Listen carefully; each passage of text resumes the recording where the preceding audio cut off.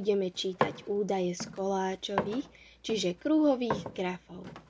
Na čítanie údajov v grafe použijeme koláčové grafy, ktoré sme vytvorili v predchádzajúcom videu o týchto grafoch. Na obrázku máme graf. Všimnite si jeho názov a údaje, ktoré máme v grafe.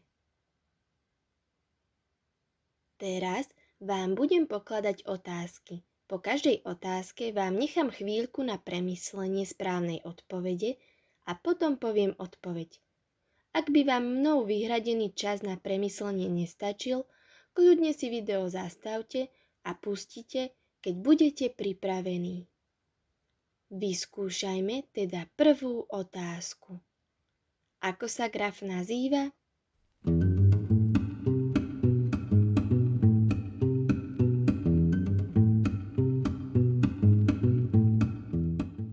Názov grafu je Navštívené hrady v lete 2024 Janko s rodičmi. Na akých častiach Slovenska Janko s rodičmi navštívil hrady?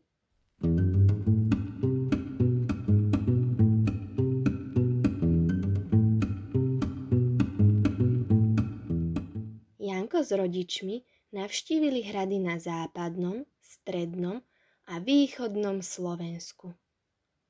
Koľko hradov navštívil Janko s rodičmi na strednom Slovensku?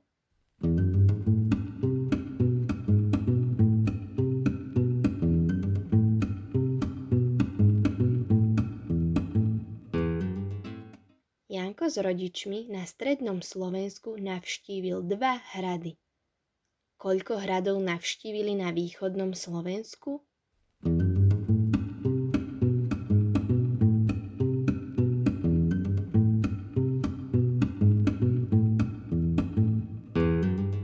Na východnom Slovensku navštívili 5 hradov. Koľko hradov navštívili spolu na západnom a strednom Slovensku?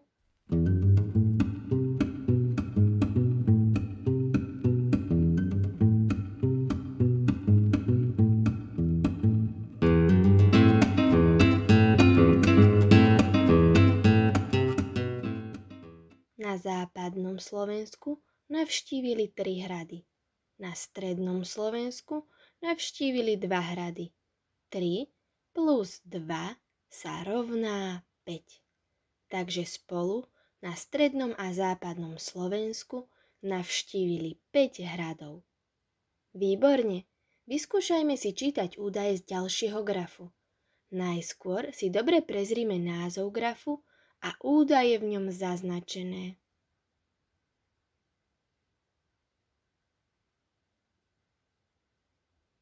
Opäť vám budem dávať otázky. Nechám vám čas na premyslenie odpovede a potom vám poviem správnu odpoveď.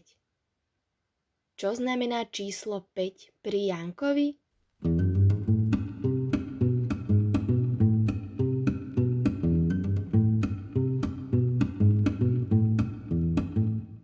Podľa názvu grafu sme zistili, že Janko navštívil 5 hradov za mesiac júl. Kto navštívil za mesiac júl 3 hrady?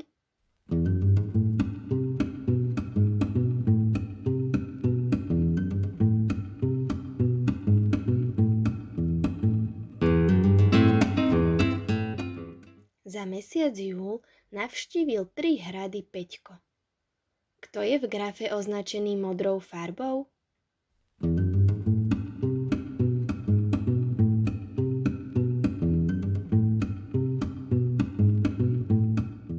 Modrou farbou je v grafe označená Agneska.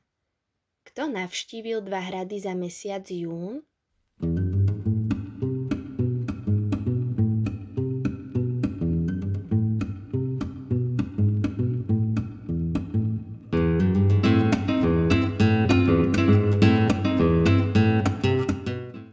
Táto otázka je chyták.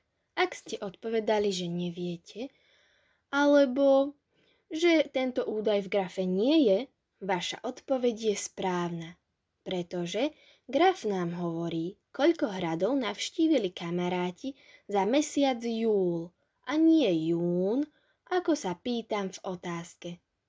Určite ste bez problémov zvládli všetky otázky, ktoré som sa doteraz spýtala. Vyskúšajme teda náročnejšie otázky. Najskôr si poriadne prezrieme údaje v oboch grafoch.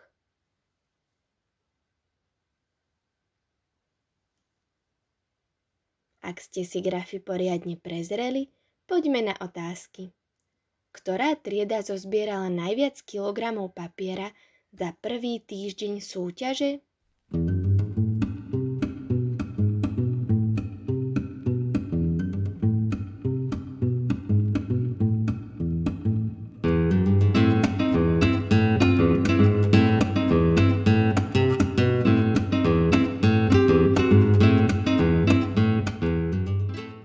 Najviac kilogramov vyzbierala trieda 7B, pretože vyzbierali až 6 kilogramov.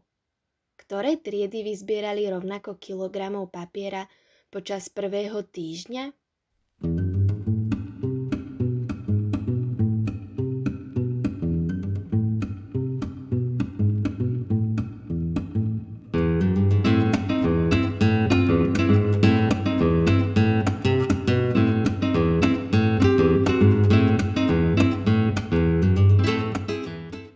Počas prvého týždňa vyzbierali 2 kg triedy 4.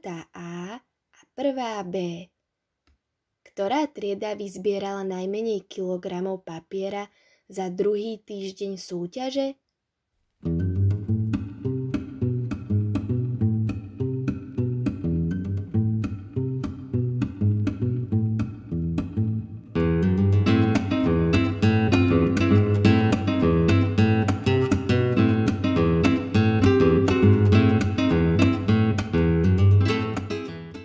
Najmenej kilogramov vyzbierali triedy 3. C a 7. B, pretože vyzbierali 2 kg papiera.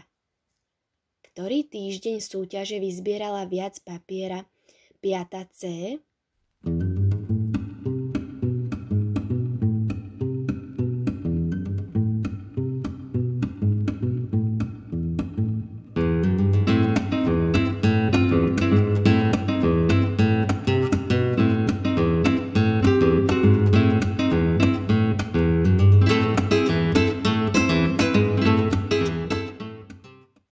Viac kilogramov vyzbierala 5. C prvý týždeň súťaže, pretože 4 kg sú viac ako 3 kg. Koľko kilogramov papiera vyzbierala za oba týždne súťaže 1. B?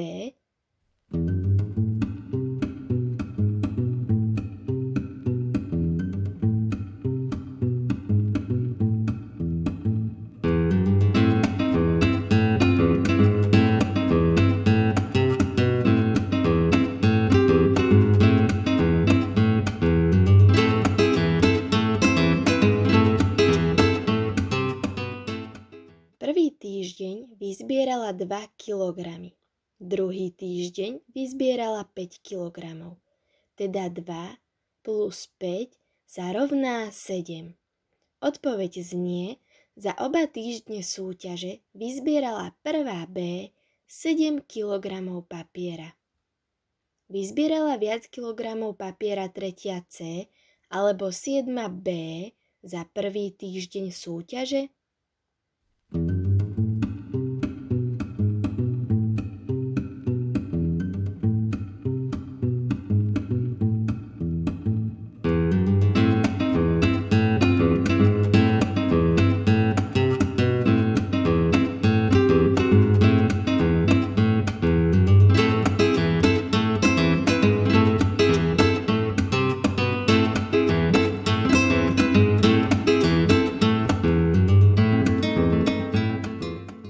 Za prvý týždeň 3. C vyzbierala 3 kg a 7. B vyzbierala 6 kg. 6 je viac ako 3, preto odpoveď je, viac kilogramov za prvý týždeň vyzbierala 7. B. Rovnako kilogramov počas druhého týždňa vyzbierali ktoré triedy?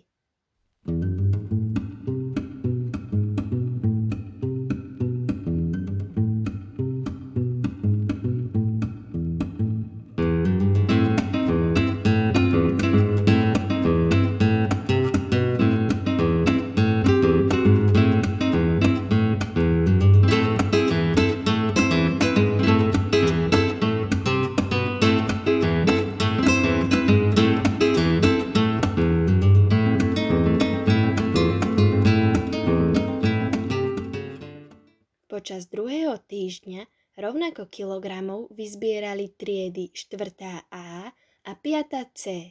Vyzbierali obe po 3 kilogramy.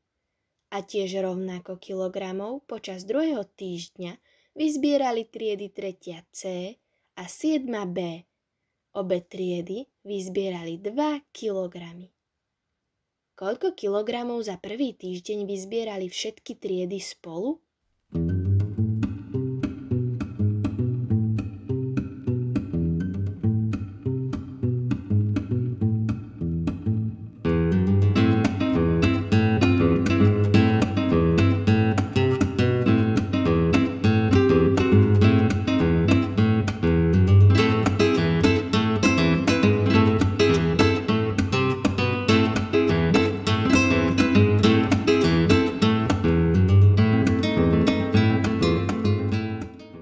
Štvrtá A vyzbierala 2 kilogramy, 3. C vyzbierala 3 kilogramy, 1. B vyzbierala 2 kilogramy, 2. A vyzbierala 1 kilogram, 5. C vyzbierala 4 kilogramy a 7. B vyzbierala 6 kilogramov. Preto spočítame 2 plus 3 plus 2 plus 1 plus 4 plus 6 sa rovná 18. Všetky triedy spoločne za prvý týždeň vyzbierali 18 kg papiera. Ktorý týždeň súťaže sa vyzbieralo viac kilogramov papiera?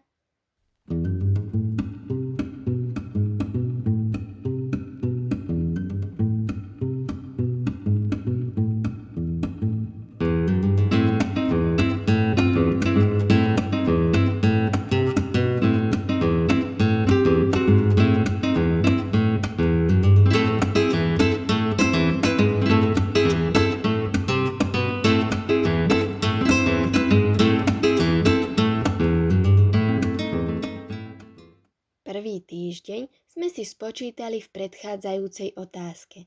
Za prvý týždeň triedy spolu vyzbierali 18 kg. Za druhý týždeň vyzbierali 3 plus 2 plus 5 plus 4 plus 3 plus 2. To sa rovná 19 kg. 19 je viac ako 18, preto odpoveď znie: druhý týždeň sa vyzbieralo viac kilogramov papiera. Posledné dve otázky vám nechám ako domácu úlohu. Prvá otázka. Vyzbierali menej kilogramov papiera triedy 1. B a 3. C spolu počas prvého týždňa alebo počas druhého týždňa? Druhá otázka. Keby sa súťaž po 2 týždňoch ukončila, kto by bol víťazom? Správne odpovede nájdete v popise videa. Veľa zdaru pri riešení otázok. Vidíme sa pri ďalšom videu. Tak zatiaľ.